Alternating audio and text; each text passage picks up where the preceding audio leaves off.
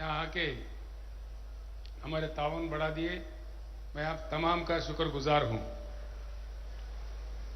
तेलंगाना अभी ईश्वर साहब बता रहे थे, मैं भी ज्यादा नहीं बोलूंगा, दो चार बातें बोलूंगा।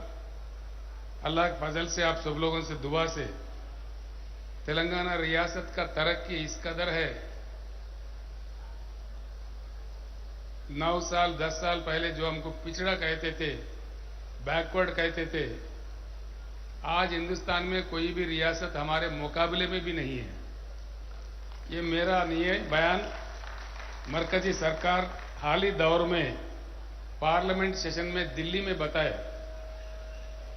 पर कैपिटा इनकम जो होता है, आज हिंदुस्तान में सबसे आगे तेलंगाना राज्य है। हमारा पर कैपिटा इनकम आज 3,08,000 रुपये है।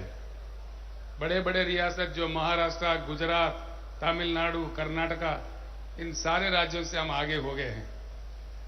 दूसरी एक बात, पर कैपिटा पावर यूटिलाइजेशन, पहले जब तेलंगाना बना था 1050 हमारा पर कैपिटा था यूनिट्स, आज 2140 यूनिट, ऑलमोस्ट डबल हो गया है। उसमें भी हिंदुस्तान में हम अव्वल दर्जे में है। इंडस्ट्री कैसा चल रहा है, आईटी कैसा चल रहा है, आप तमाम जनाब जानते ही हैं।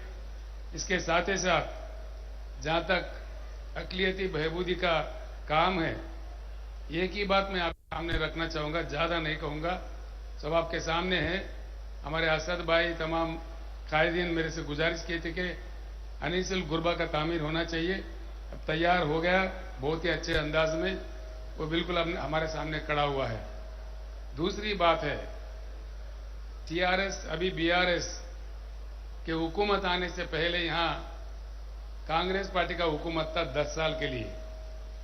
पूरे कांग्रेस के हुकूमत के 10 साल के दौर में माइनॉरिटी वेलफेयर के लिए उन्होंने खर्च किया 1180 करोड़ रुपए, यानी कि 1200 समझिए, राउंड फिगर भी है, पूरे 10 सालों में।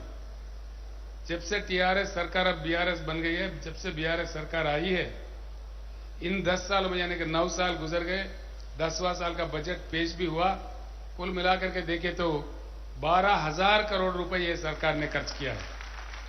ये कोई भी देख सकता है, जो कि ऑडिटेड फिगर है कंट्रोलर एंड ऑडिटर जनरल का। ये असेंबली में है, सेक्रेटरीट में, हर जगह असेंबली साइट में, माइनॉरिटी वेलफेयर मिनिस्ट्री के साइट में ये फिगर देखने को मिलता है। तो आप इस एक ही बात से समझ सकते हैं कितना क्या हो रहा है।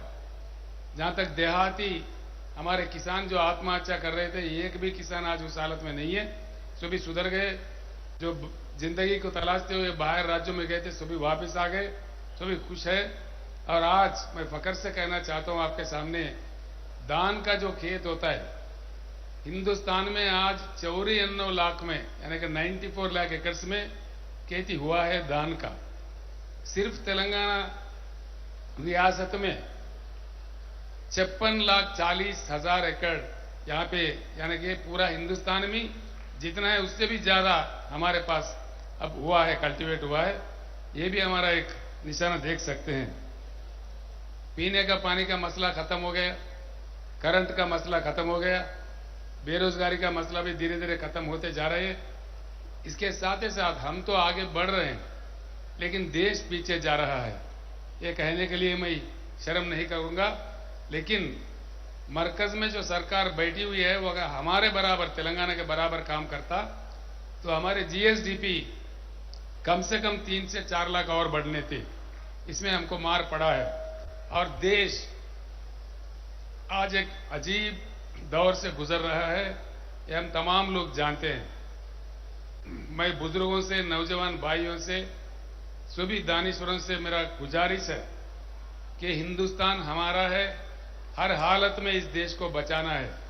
छोटे छोटे मुश्किल तो आते रहेंगे, इंशाअल्लाह आपका ताउन हो, लड़ते रहेंगे आखिर तक। ये टेम्पररी फेज है, कुछ होने वाला नहीं है। असलियत का, इंसाफ का आखिर में जीत होगा। इसलिए मैं बिलीव करता हूं, जब तेलंगाना के लिए लड़ रहा था, यही बात मैं बार बार कह रहा था कि अल्लाह के घर में देर है लेकिन अंधेर नहीं है। इसलिए बिल्कुल हम आगे बढ़ेंगे। ये देश सभी का है, ये देश हमारा है। इस देश को महफूज रखेंगे।